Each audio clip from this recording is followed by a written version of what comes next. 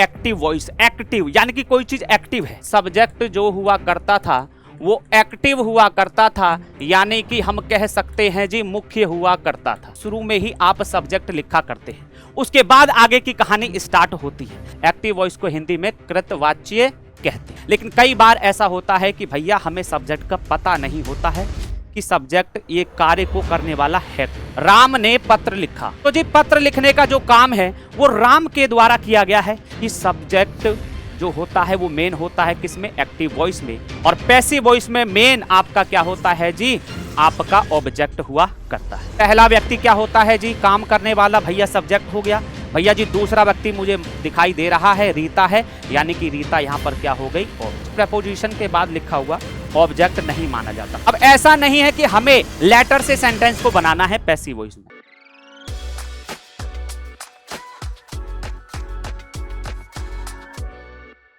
Hello everyone, स्वागत है आप सभी का RWL ट्यूशन क्लासेस पर, जिसमें आज हम सीख रहे होंगे एक्टिव एंड पैसिव वॉइस। तो मेरे प्यारे साथी, जितने भी आपके क्वेरीज हैं, जितने भी प्रॉब्लम्स हैं, जितनी भी टेंशन है एक्टिव एंड पैसिव वॉइस को लेकर के, प्यारे साथी इस क्लास के अंत तक आप बने रहें। वो सारी ही टेंशन, सारी ही प्रॉब्लम आपकी दूर होने वाली है। तो चलिए सीखते हैं आपके एक्टिव एंड पैसिव वॉइस। सबसे पहले हम बात करेंगे एक्टिव वॉइस की। क्या होते हैं सर एक्टिव वॉइस? तो अगर हम बात करें, इस वर्ड को ध्यान से देखिए और अपना आंसर करेंगे कि भैया एक्टिव वॉइस, एक्टिव यानी कि कोई चीज एक्टिव है। अगर मैं बोलूं आपसे क्या चीज एक्टिव है, तो हम यहां पर कह रहे होंगे भैया सब्जेक्ट एक्टिव है। क्या एक्टिव है जी? सब्जेक्ट। सर क्या मतलब हुआ सब्जेक्ट एक्टिव का? तो हम यहां से आपसे एक बात और बताएंगे कि सब्जेक्ट्स एक्टिव के मतलब यहां पर हो जाएगा मेन, यानी कि भैया एक्टिव वॉइस में सब्जेक्ट मेन होता है, यानी कि जी मुख्य होता है। ठीक है, मेन यानी कि मुख्य होता है। क्या पता चला इस बात से सर कि मुख्य होता है? तो हम आपसे कहेंगे कि जी जितने भी हमने अब तक टेंस पढ़े, 12 टेंस होते हैं, 12 टेंस पढ़े, उन सभी 12 टेंस में मेरे प्यारे साथी सब्जेक्ट जो हुआ करता था, सब्जेक्ट जो हुआ करता था वो एक्टिव हुआ करता था, यानी कि हम कह सकते हैं जी मुख्य हुआ करता था।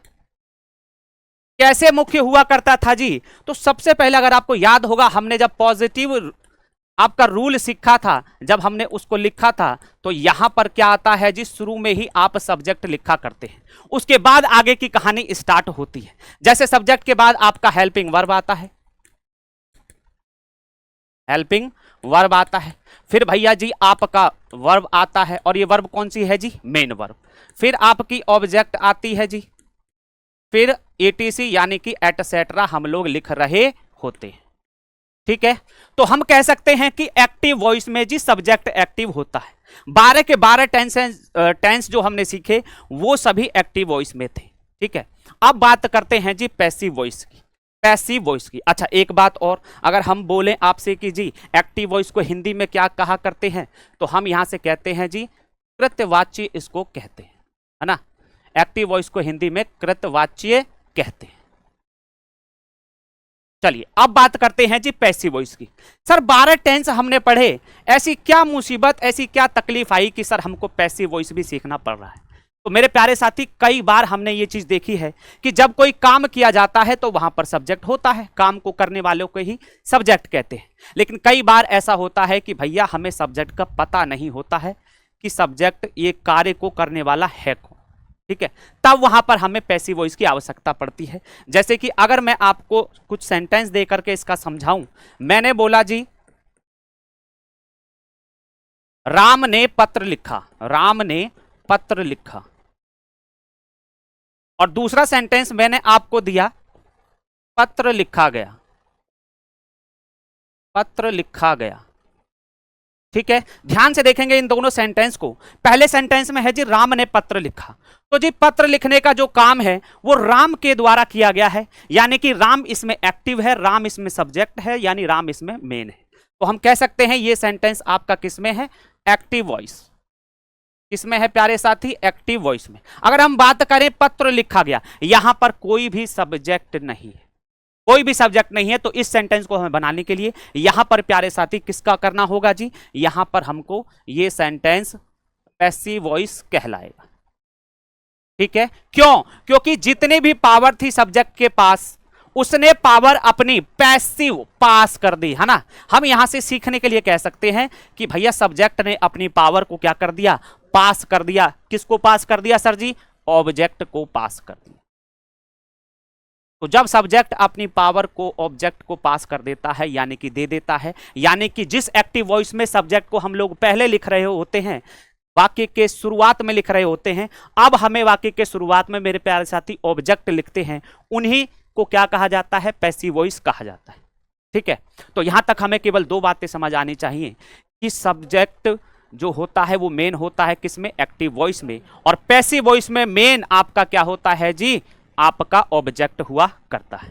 ठीक है, यहां तक की बात क्लियर है। भैया पैसिव वॉइस की अगर हम बात करें, क्या कहते हैं इसको हिंदी में, तो हम लोग कह सकते हैं कर्मवाच्य कहते हैं, कर्मवाच्य कहते हैं। ठीक है, पैसिव वॉइस को क्या कहते हैं, कर्मवाच्य, और एक्टिव वॉइस को क्या कहा करते हैं, कृतवाच्य।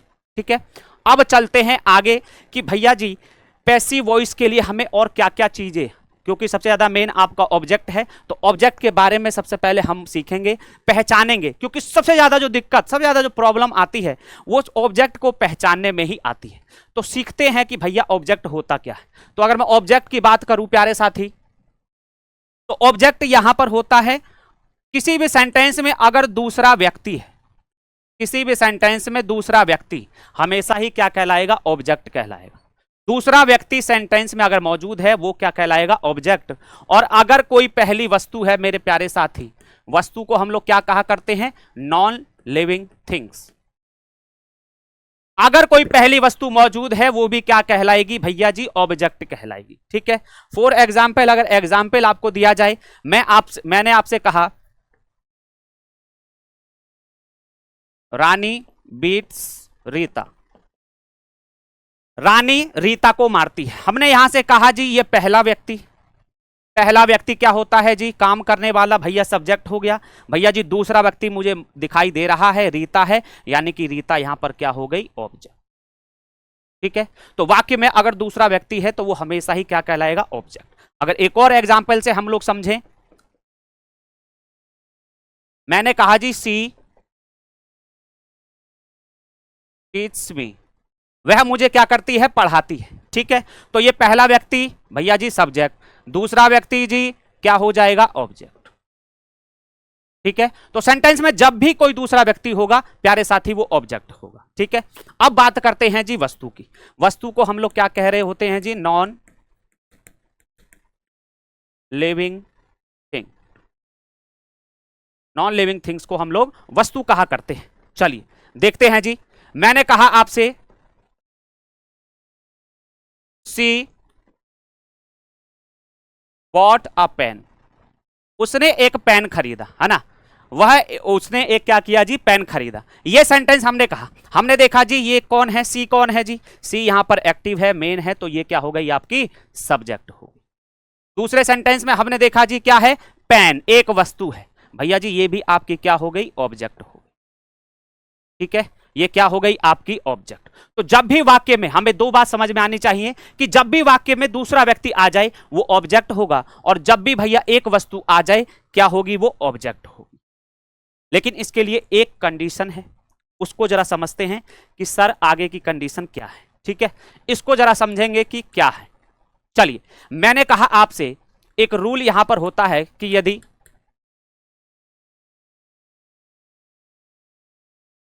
प्रेपोजिशन के बाद, है ना, यहां पर क्या कहेंगे हम लोग, प्रेपोजिशन के बाद लिखा हुआ ऑब्जेक्ट नहीं माना जाता। हमने कहा जी प्रेपोजिशन के बाद लिखा हुआ ऑब्जेक्ट नहीं माना जाता। फॉर एग्जाम्पल, भैया एग्जाम्पल से समझते हैं बात को, क्या कहना चाह रहे हैं। तो हमने कहा she plays cricket in the ground, है ना। एक बात ध्यान देंगे कि बच्चे जब भी सीखते हैं एक्टिव पैसिव वॉइस, है ना। पैसिव वॉइस जब भी वो बनाते हैं तो उनकी समझ में ये होती है कि सर पीछे जो चीज लिखी है उसको उठाइए और उसको ऑब्जेक्ट बना दीजिए। यही बच्चे क्या कर देते हैं, गड़बड़ कर देते हैं। जैसे कि ये मैंने सेंटेंस आपके सामने लिखा कि प्रपोजिशन के बाद लिखा हुआ ऑब्जेक्ट नहीं माना जाता। जैसे ही आप लोग क्या देखेंगे, इनको देखेंगे तो आपकी बात में समझ में आनी चाहिए कि सर ये तो एक क्या है जी, प्रपोजिशन है। और जैसे ही प्रपोजिशन आएगा मेरे प्यारे साथी, ये आपका ऑब्जेक्ट नहीं माना जाएगा। ठीक है, तो कैसे पहचाने ऑब्जेक्ट? जब आप सेंटेंस को पढ़ेंगे, सी प्लेज क्रिकेट, ये भैया क्या है, सी क्या हो गई, शुरुआत में है, एक्टिव है, सब्जेक्ट कहलाएगी। खेलने का काम कौन कर रही है, सी सब्जेक्ट। भैया जी जैसे ही आप देखेंगे, है ना, क्रिकेट, क्रिकेट एक क्या है, एक प्रकार की वस्तु है ना। मान लीजिए किसी के हाथ में बैट है, किसी के हाथ में बॉल है, तो उसको देख करके ही आप कहेंगे कि ये क्रिकेट खेलने जा रहा है या आ रहा है। ठीक है, तो यहां से हमें पता पड़ा कि ये एक प्रकार से वस्तु मान लीजिए। भैया जी क्या हो गया, ऑब्जेक्ट। तो ये रूल आपको समझ करके चलना है कि प्रपोजिशन के बाद लिखा हुआ कभी भी ऑब्जेक्ट नहीं माना जाएगा, है ना। क्योंकि प्यारे साथी बच्चे क्या करते हैं, यहां से उठा करके उसको क्या मान लेते हैं, ऑब्जेक्ट मान लेते हैं। तो ये कहानी है आपकी किसकी जी, भैया प्रपोजिशन वाली। एक नोट और मैं आपको बताना चाहूंगा कि अगर सेंटेंस में क्या आ जाए जी, आर्टिकल या आपका पजेसिव, एडजेक्टिव या आपका कोई भी एडजेक्टिव आ जाए, तो वो भी प्यारे साथी क्या कहलाता है,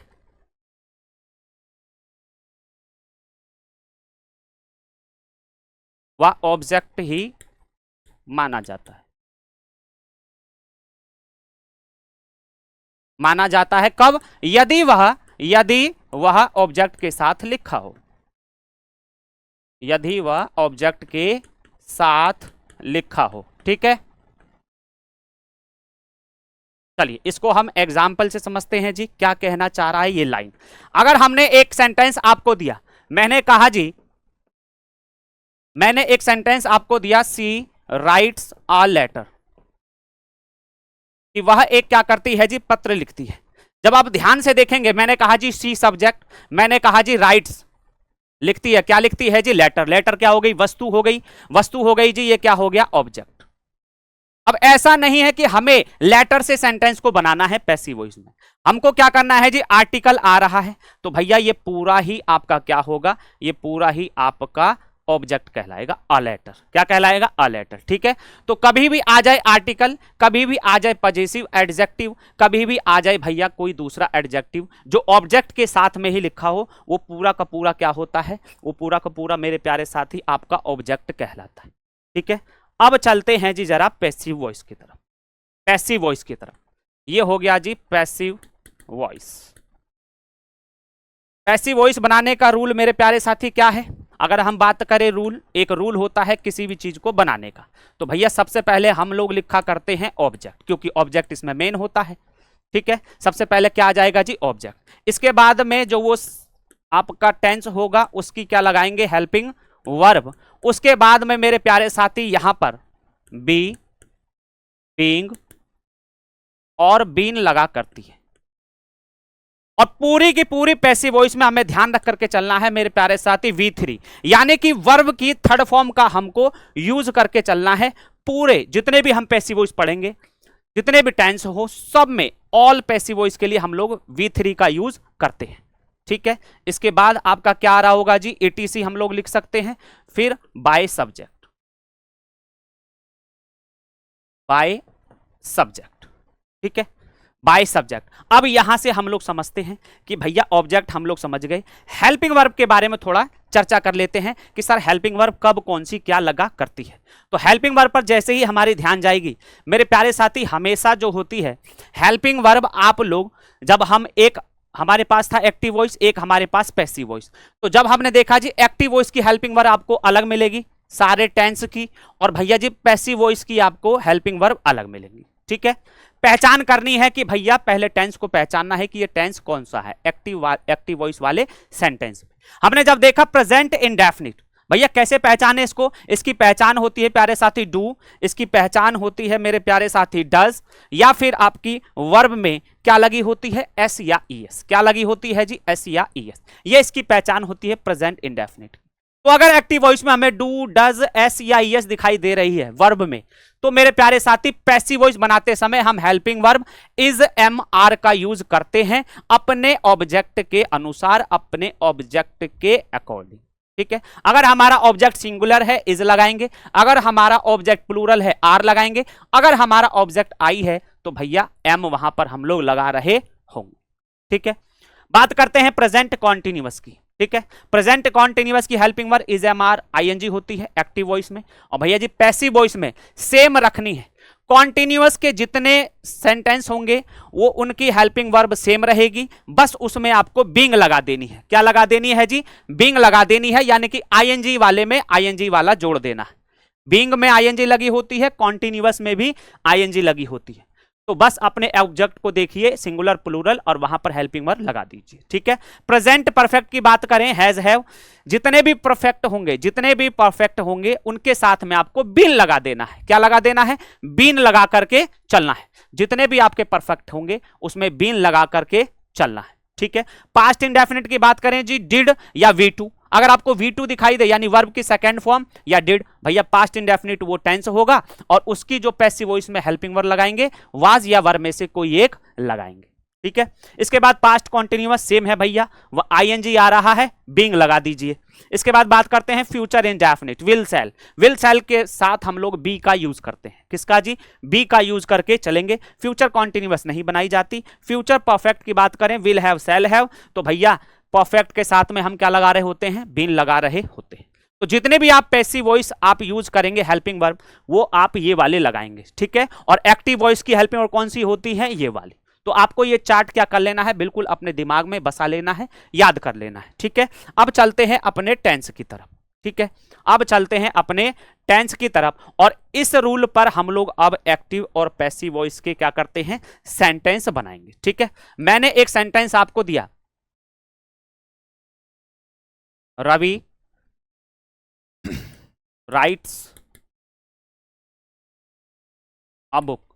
रवि एक क्या करता है जी? किताब लिखता है। रवि एक किताब लिखता है। तो यहां से जब हम देखेंगे भैया जी सब्जेक्ट एक्टिव है, यानी कि ये सेंटेंस कैसा है जी? Active voice. ठीक है, एक्टिव वॉइस। अब हमारा काम है जी इसमें ऑब्जेक्ट को पहचानना, क्योंकि पैसिव वॉइस बनाने के लिए प्यारे साथी हमको ऑब्जेक्ट का बिल्कुल पता होना चाहिए। तो जैसे ही ये हम लोग सेंटेंस देखेंगे कि रवि राइट्स अ लेटर, भैया जी ये रवि सब्जेक्ट है, एक व्यक्ति आ रहा है, बुक एक वस्तु आ रही है, यानी कि ये ऑब्जेक्ट हो जाएगी। क्या हो जाएगी? ऑब्जेक्ट हो जाएगी। तो जो हमारा पैसिव वॉइस का रूल है, जो हमारा पैसिव वॉइस का रूल है ऑब्जेक्ट, सबसे पहले ऑब्जेक्ट लिखना है। तो चलिए सबसे पहले हम लोग लिखेंगे ऑब्जेक्ट, और ऑब्जेक्ट में क्या करेंगे जी? आर्टिकल को हम साथ लेकर के चलेंगे। ठीक है, चाहे आर्टिकल हो चाहे पजेसिव एडजेक्टिव हो, उसको साथ लेकर के चलना है। आ बुक। ठीक है, अब इस टेंस को पहचानिए जी, है कौन सा? वर्ब में एस या ईएस।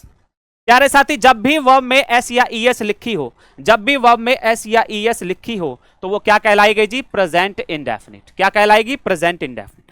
पैसिव वॉइस बनाते समय किसमें चेंज होगा? Is am are, is am are. तो प्यारे साथी हमारे पास जो ऑब्जेक्ट है वो है बुक, और बुक इस समय क्या है जी? सिंगुलर। तो सिंगुलर के लिए हम लोग क्या यूज करते हैं? इज। A book is. अब देखिए रूल में क्या लिखा है? ऑब्जेक्ट हो गया जी, हेल्पिंग वर्ब हो गई। ठीक है, ऑब्जेक्ट की कहानी खत्म, हेल्पिंग वर्ब की कहानी खत्म। बात करते हैं बी, बीइंग, बीन। क्या इसमें लगेगा जी? नहीं लगेगा, क्योंकि प्रेजेंट इंडेफिनिट जो है इज एम आर में चेंज होती है। ठीक है, इज एम आर में चेंज होती है। बात करते हैं अब V3 की। अब क्या आएगा जी? V3। तो प्यारे साथी जब हम देखेंगे V3, राइट लिखा है, राइट की जो V3 होती है वो हो जाती है written. A book is written. अब हम देखते हैं जी रूल में क्या लिखा है। नेक्स्ट रूल में क्या लिखा है? रूल जैसे ही हम लोग प्यारे बच्चे देखेंगे कि भैया ETC है, कुछ लिखिए, नहीं है छोड़ दीजिए। बाय सब्जेक्ट, अगर आपका सेंटेंस में सब्जेक्ट है तो उसको बाय करके लिख दीजिए, बशर्ते उसको आपको क्या बनाना पड़ेगा जी? उसको आपको ऑब्जेक्ट, उसका ऑब्जेक्टिव केस का यूज करके चलना पड़ेगा। ठीक है, कैसे जी? अगर मान लीजिए यहां पर ही होता तो मैं यहां पर उसका ऑब्जेक्टिव केस, ही का ऑब्जेक्टिव केस हिम लिख रहा होता। अभी नाउन है, नाउन में नो टेंशन लेनी है, कोई दिक्कत नहीं, कोई परेशानी नहीं, सीधे हमको रवि लिख देना है, फुल स्टॉप लगा देना है। ये सेंटेंस हमारा बन जाएगा भैया पैसिव वॉइस। क्या बन गया जी? Passive voice. अगर हम बात करें जी एक और सेंटेंस की, she cooks food on the roof, on the roof. प्यारे साथी ये हमने सेंटेंस आपको दिया कि she cooks food on the roof, ठीक है। अब हम इसको बनाते हैं जी पैसिव वॉइस। सी एक्टिव है भैया जी, ये क्या होगा आपका एक्टिव वॉइस, एक्टिव वॉइस, ठीक है। ये सेंटेंस हमने किस में बनाया जी, पैसिव वॉइस। चलिए इसको बनाते हैं जी। सबसे पहले हमने देखा जी, तो ये एक्टिव वॉइस हो गया, सी आ रहा है, ऑब्जेक्ट इसमें सब्जेक्ट इसमें क्या है, शुरू में है। अब हमें चाहिए जी ऑब्जेक्ट। कैसे पहचाने जी ऑब्जेक्ट? मैंने आपको एक रूल लिखाया कि जब भी प्रेपोजिशन आ जाएगी उसके बाद लिखा हुआ आप ऑब्जेक्ट मान करके नहीं चलेंगे जी। ऑन आ रहा है, ये आपका ऑब्जेक्ट नहीं कहलाएगा। ऑब्जेक्ट क्या कहलाएगा जी, सी कुक्स फूड। भैया जी एक व्यक्ति एक वस्तु, फूड क्या हो गई जी, वस्तु, नॉन लिविंग थिंग, यानी कि ये हमारा क्या है यहां पर, ऑब्जेक्ट। फूड हमारा यहां पर क्या है जी, ऑब्जेक्ट है। तो चलिए सबसे पहले पैसिव वॉइस का रूल क्या लिखा करते हैं, ऑब्जेक्ट। तो हम यहां पर लिख देंगे जी ऑब्जेक्ट। उसके बाद हमें चाहिए जी हेल्पिंग वर्ब। क्या चाहिए, हेल्पिंग वर्ब। चलिए इसको हम क्या करते हैं, थोड़ा सा इसमें चेंज, थोड़ा सा इसमें परिवर्तन करते हैं। इसको हम लोग कुकड़ कर लेते हैं, ठीक है। इसको हम लोग कुकड़। चलिए अब देखते हैं जी, हमने ले लिया जी ऑब्जेक्ट। अब हमें क्या चाहिए, हेल्पिंग वर्ब। हेल्पिंग वर्ब चाहिए मेरे प्यारे साथी। तो क्या करेंगे, चलते हैं अपने उस टेंस के चार्ट पर। सर जी हमें दिखाई दिया था कुकड, यानी कि वो होता है V2। क्या होता है जी, V2। अब जैसे ही V2 आ गई, यानी कि वो टेंस कौन सा बना जी, पास्ट इंडेफिनिट। पास्ट इंडेफिनिट बनते ही हमें उसको चेंज करना है वाज और वर।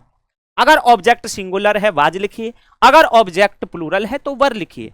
तो आइए इसको करते हैं। अब भैया जी हमारे पास जो ऑब्जेक्ट था वो फूड था, यानी कि सिंगुलर। अब सिंगुलर है तो यहां पर क्या कर देंगे हम लोग, यहां पर मेरे प्यारे साथी वाज लिख देंगे, ठीक है, क्योंकि ये टेंस कौन सा है, पास्ट इंडेफिनिट। V2 का यहां पर यूज हुआ है, ठीक है। फूड वॉज, अब क्या हो जाएगा जी, V3। तो भैया इसकी सेकेंड फॉर्म भी कुकड और इसकी थर्ड फॉर्म भी कुकड। Food was cooked. अब क्या करेंगे जी, ATC लिखा करते हैं, तो हम लोग यहां पर लिख देंगे ऑन द रूफ, ठीक है, ऑन द रूफ। अब क्या करते हैं, बाय सब्जेक्ट। और सब्जेक्ट का क्या लिखते हैं जी, उसका ऑब्जेक्टिव केस। यानी कि अगर मैं सी की बात करूं, सी का ऑब्जेक्टिव केस क्या हो जाएगा, हर, है ना। लेकिन उससे पहले हमें क्या लिखना होता है, बाय। और क्या लिखते हैं जी, हर, ठीक है। तो ये था आपका पॉजिटिव रूल, है ना, किसी भी एक्टिव वॉइस को पैसिव वॉइस में बनाने का पॉजिटिव रूल। बात करें नेगेटिव रूल की, प्यारे साथी जो चीज जहां है वहीं पर उसको लिख करके चलते हैं। जैसे कि अगर मैं आपको एक सेंटेंस दूं, मैंने कहा जी Raju do not eat mango. Raju भैया जी आम नहीं खाता है, ठीक है। अब इसमें राजू एक्टिव है तो जी कौन सा बना जी, एक्टिव वॉइस। अब हमें बनाना है जी पैसिव वॉइस। सबसे पहले अपना ऑब्जेक्ट लेना है जी। ऑब्जेक्ट कैसे पहचाने जी, भैया जी जो भी एक व्यक्ति हो गया वो क्या हो गया जी, आपका सब्जेक्ट। एक वस्तु अगर बच रही है तो क्या हो जाएगी जी, ऑब्जेक्ट, ठीक है। या किताबी भाषा में अगर हम बात करें कि भैया क्रिया का प्रभाव जिस पर पड़े, ईट खाता है, क्या खाता है जी, मैंगो। तो मैंगो इसमें क्या हो जाएगा, ऑब्जेक्ट। आइए सबसे पहले हमें ऑब्जेक्ट लिखना होता है जी, लिख दिया हमने मैंगो, ठीक है। उसके बाद हमें चाहिए जी हेल्पिंग वर्ब। हमने सेंटेंस देखा जी डू नॉट, यानी डू या डज। डू या डज आते ही प्रेजेंट इंडेफिनिट, और वो चेंज किस में होगा जी, is am are. Mango singular है भैया जी, इज, मैंगो इज। अब क्या आ जाएगा जी, नॉट। हमेशा हेल्पिंग वर्ब के बाद में आप लोग क्या लिख करके चलेंगे जी, नॉट। मैंगो इज नॉट, ठीक है। अब V3, ईट की V3 क्या हो गई जी, eaten. Mango is not eaten, फिर क्या हो जाएगा जी, बाय राजू। और ये हमारा सेंटेंस बन गया भैया जी पैसिव वॉइस। कुछ नहीं है, बिल्कुल आसान है।